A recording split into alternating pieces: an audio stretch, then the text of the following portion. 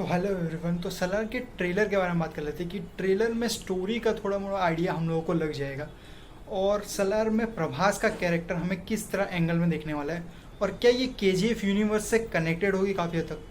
तो ट्रेलर की बात करें तो प्रशांत नील ने KGF 1 और KGF 2 डायरेक्ट की हुई है, जहाँ पे आप उनको उस तरह के ग्रे शीट्स में जो करते थे वो यानी कि कलरिंग पैटर्न आप यहाँ पे देखोगे तो सेम टू सेम सिमिलर देखने को मिलेगा। जहाँ पर मैं ये कहूँगा तो के देखने को मिलेगा जहाँ पर मैं ये कहूँगा तो KGF में जो थी वो मदर और एक सन की स्टोरी थी काफ़ी हद तक। तो यहाँ पर एक कहूँगा तो यहाँ पे फ्रेंडशिप के ऊपर ज़्यादा से ज़्यादा लोगों ने फोकस किया हुआ है, जहाँ पे ट्रेलर में सबसे ज़्यादा मेरे को यही देखने को मिल रहा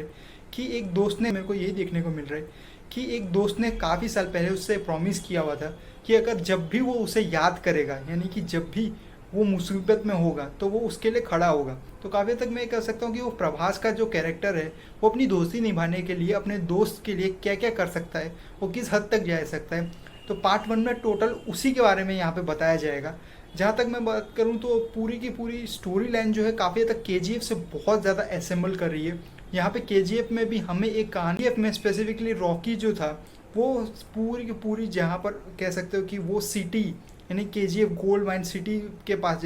जाना जाता था, जहाँ पे कोलर गोल्ड फील्ड्स थी। तो काफ़ी तक उसके यहाँ पे उसको गोल्ड का आइडिया नहीं था और यहाँ पर प्रभास के कैरेक्टर को उसको आइडिया है कि कहाँ क्या है और कहाँ उसे जाने का है। तो स्पेसिफिकली कह सकते हो कि ये जो है एक तरह का बड़ा कैरेक्टर्स के बारे में। जहाँ तक प्रशांत नील ने कुछ बारे में इंट्रोडक्शन इसके बारे में दिया गया था तो उन्होंने बोला था कि वो एक टाइप का सेनापति जैसा है, यानी कि कह सकते हैं कमांडिंग ऑफिसर। जो मैं कहूँगा कि जो कमांडिंग ऑफिसर का जो टेक है इसमें प्रभास का, तो काफ़ी हद तक पृथ्वीराज सुकुमनी जो हैं वो कैरेक्टर के लिए यानी कि जो उसमें उनके फ्रेंड बने हुए हैं, तो काफ़ी तक उसके लिए जितने भी कैरेक्टर्स यानी कह सकते हो कि वो उनके कमांडिंग ऑफिसर होंगे। पार्ट 1 में हमें काफ़ी हद तक ये दिखाया जाएगा कि कैसे सुकुमनी जो है उसके फादर जो है वो गद्दी पे बैठे हुए थे, बट आफ्टरवर्ड्स यानी कि कुछ रीजंस की वजह से जितने भी दुश्मन यानी कि उसके खिलाफ हो गए कि उनको एक गद्दी चाहिए हुई थी। तो काफ़ी हद तक ये कह सकते हो कि ये काफ़ी हद तक रॉकी की कहानी से भी काफ़ी हद तक असेंबल करेगा, जहाँ पे KGF में भी यही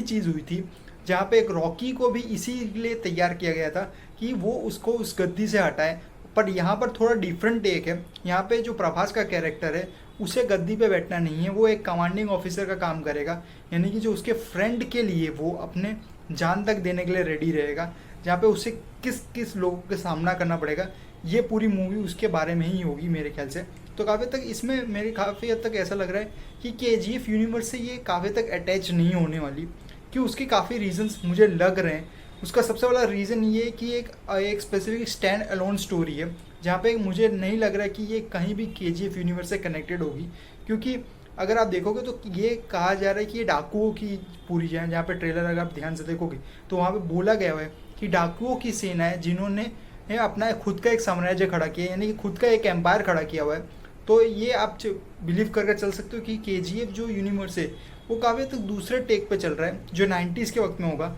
बट यहाँ पे ये भी चीज़ ज़रूर हाईलाइट करने की बात है कि ये अभी तक स्टोरी लाइन नहीं बताई गई कि कौन से साल से टेक प्लेस करेगी,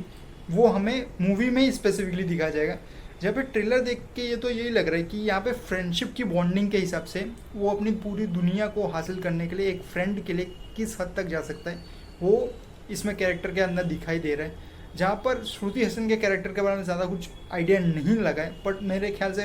लव एंगल साइड ज़रूर होगा, जहाँ पे हमने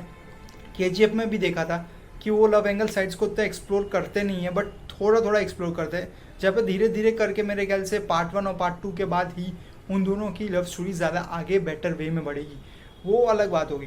बट पार्ट 1 जो सीज फायर नाम है तो का यही है स्पेसिफिकली। अगर आप देखोगे तो जो कमांडिंग ऑफिसर्स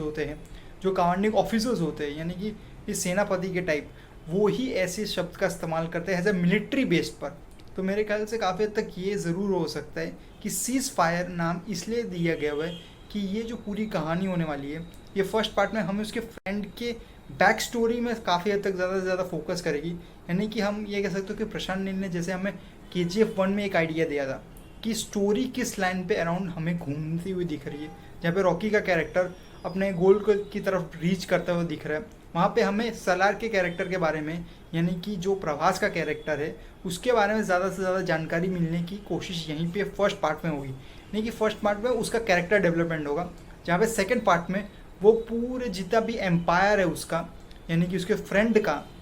उसे वापस रीगेन करने के लिए वो वापस आएगा और उसके फ्रेंड के साथ आएगा। तो काफ़ी तक मैं कहूँगा तो ट्रेलर में तो काफ़ी तक कहानी का बहुत ज़्यादा आइडिया लग चुका है। वैसे देखने लायक होगा कि एक्शन सीक्वेंस ये लोग कैसे कर रहे हैं, क्योंकि एक्शन सीक्वेंस काफ़ी तक वायलेटेड और रेड कलर से बहुत ज़्यादा मैचिंग करता है, जहाँ पे उन्होंने ग्रे शेड्स पे भले रखा हुआ हो, बट मैं काफ़ी तक कहूँगा कि मूवी किस टेक्स पे जाएगी वो काफ़ी तक वायलेंस के ऊपर ज़्यादा से ज़्यादा फोकस होगा, जहाँ पे मुझे लग रहा है कि कैरेक्टर जो है प्रभास का वो काफ़ी तक वायलेंटेड दिखाया जाएगा, बट कहीं ना कहीं इमोशनल साइड्स पे भी कनेक्शन उसे फील होगा, जो रॉकी के कैरेक्टर में भी देखने को मिला था, जहाँ पे प्रशांत नील अपने डायरेक्शन में सबसे बेस्ट यही टेक लेंगे कि उन्होंने सिमिलर कैरेक्टर्स बनाए हुए हैं बट काफ़ी तक डिफरेंट टेक्स के साथ, डिफरेंट इमोशंस के साथ और डिफरेंट, मैं कहूँगा डिफरेंट स्टोरी के साथ। तो देखने लायक होगा कि क्या होने वाला है आगे वाले में। बाकी कमेंट्स करके मुझे बताइए आपको सलार का ट्रेलर कैसा लगा। तो सब्सक्राइब कर रखा है एमस्टोन को बाकी अपडेट के लिए।